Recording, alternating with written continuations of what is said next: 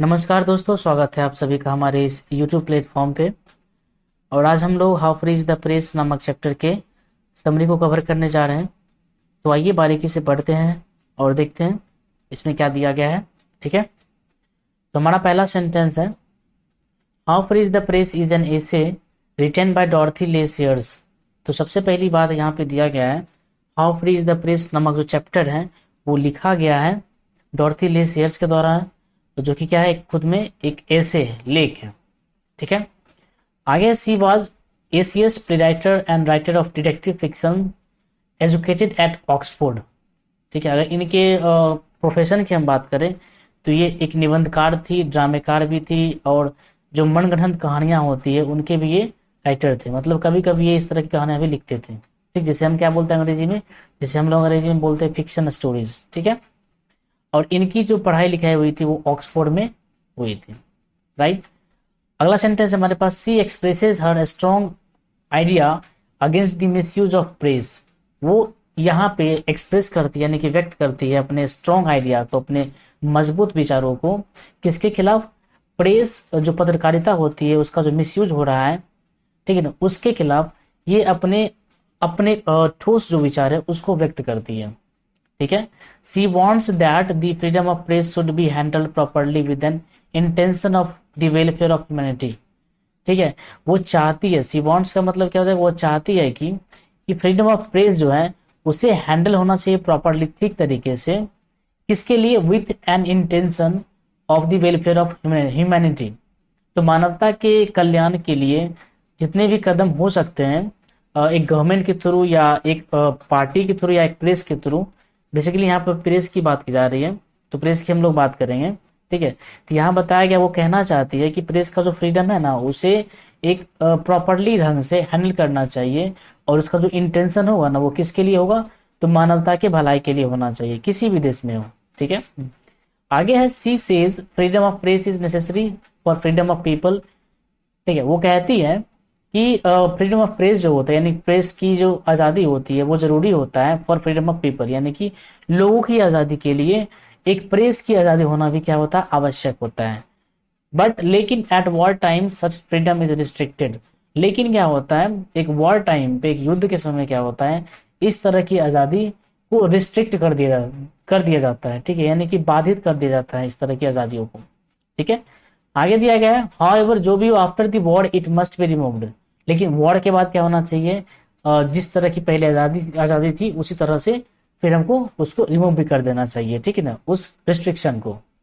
Right, आगे बताया जा रहा है, freedom of press means that without any influence of outer source the press should clearly publish the fact related to government, politics and society etc. बताया जाता है कि फ्रीडम ऑफ प्रेस जो है इसका मतलब ये होता है कि ये पता है, ये एकदम स्वतंत्र होना चाहिए। इसके लिए पता है कोई भी आउटर सोर्स नहीं होना चाहिए इन्फ्लुएंस करने के लिए। ठीक है, और प्रेस को पब्लिश करना चाहिए उस तरह के मुद्दे को जो एक सरकार से संबंधित हो, जो एक राजनीति से संबंधित हो, और जो एक समाज से संबंधित हो। ठीक है, जो बर्निंग इशू जो है समाज में, उस तरह के इशूज को उठाना चाहिए। ये क्या होता है, एक फ्रीडम ऑफ प्रेस का काम होता है। प्रेस की आज़ादी का मतलब ये होता है बेसिकली। ठीक है, आगे बताया जा रहा है, the editorial policy depends upon two factors. यानी कि जो हेडिंग डालने वाला है, चाहे पेपर में हो या कोई मैगजीन में हो, वो डिपेंड करता है दो फैक्टर पे। ठीक है, कि आज का जो हेडिंग है वो क्या होने वाला, चाहे कल का हेडिंग है वो क्या होने वाला था, वो डिपेंड करता है दो फैक्टर पे। ठीक है, तो पहले के बारे में बताया जा रहा है, first the interest of the advertisers. यानी कि पहला जो होता है वो डिपेंड करता है एडवर्टाइजर्स पे, यानी कि जो एड देने के लिए कंपनी से रिक्वेस्ट करती है उसके ऊपर डिपेंड करता है। ठीक है, तो ये पहला चीज हो गया।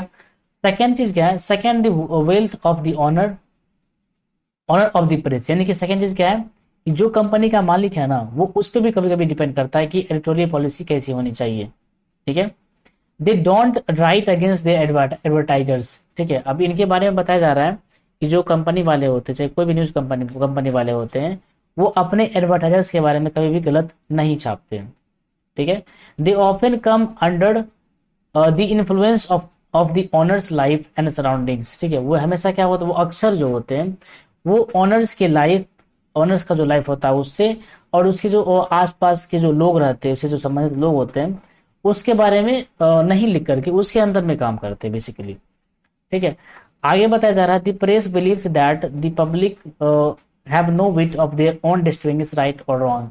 ठीक है, प्रेस बिलीव करती है कि पब्लिक जो जनता जो है उसके पास कोई चतुराई नहीं है, यानी कि नो विट, विट का मतलब क्या होता है, चतुराई नहीं है ये पता लगाने का कि सही क्या है और गलत क्या है। ठीक है, and they want titillating news, twist headlines, grabbling it easy. और जो यहाँ की जो जनताएं या किसी भी देश की जनताएं होती है वो चाहती क्या है कि वो बस एक गुदगुदाने वाली न्यूज चाहिए होती है उसको, एक ट्विस्ट हेडलाइन चाहिए होता है उसको, या कभी कभी क्या होता है कुछ स्लोगन्स ऐसे होते हैं जो पब्लिक को अच्छी लगती है, तो उस तरह का न्यूज क्या होता है पब्लिक पसंद करती है, पब्लिक तो मूर्ख होती है, इनका ये कहना है। ठीक है, पोएट कहती है प्रेस के बारे में बेसिकली। ठीक है, here no books dare to go against press manufacturing to show reality. यहाँ पे क्या होता है, इस स्थिति में क्या होता है, कोई भी बुक सेलर भी होते हैं वो भी एक जो रियल मुद्दा, रियल जो एजेंडा है उस चीज को भी ठीक तरीके से शो नहीं कर पाती है। ठीक है, decent journalist do not like the poor state. ठीक है, अब जो सिंपल जो मतलब लगातार चल रही है जो कंपनियां ऐसी है जो गवर्नमेंट के अंदर में काम कर रही है, वो कभी भी एक जो कमजोर दबके का जो न्यूज़पेपर कंपनी है उसको देखना नहीं चाहती है। But all rest on common people. ठीक है, लेकिन क्या होता है सारा का सारा डिपेंड करता है उस कॉमन पीपल के बारे में या कौन पीपल के ऊपर कि वो क्या चाहता है। ठीक है, यानी कि आम जनता। Are they ready to go against the wrong, क्या वे लोग तैयार है, रेडी है वहां जाने के लिए, मतलब गलत के साथ जाने के लिए क्या वो तैयार हैं, ये क्वेश्चन पूछा गया। Are they ready to do needful, क्या वो एक तरह से जरूरत की चीज होती है उसको करने के लिए समर्थ हैं या तैयार हैं कि नहीं है। Are they ready to perform honesty and bravery, क्या वे लोग जो जनता आम जनता है वो ईमानदारी को और ब्रेवरी को शो करने के लिए तैयार है कि नहीं है। तो these are the factors which may effect ultimately of the country. ठीक है, सो ये क्या है, एक तरीके से ये एक तरह से फैक्टर्स है जो हमने बात की है दो फैक्टर्स के बारे में, ये फैक्टर्स है जो किसी भी कंट्री को अफेक्ट कर सकती है अल्टीमेटली, यानी कि पूर्ण रूप से प्रभावित कर सकती है। ठीक है, तो ये था आपका ओवरऑल एक summary how free is the press का, जो कि लिखा गया है डॉर्थी एल सेयर्स के द्वारा। आशा करता हूँ आपको पसंद आई होगी वीडियो। धन्यवाद।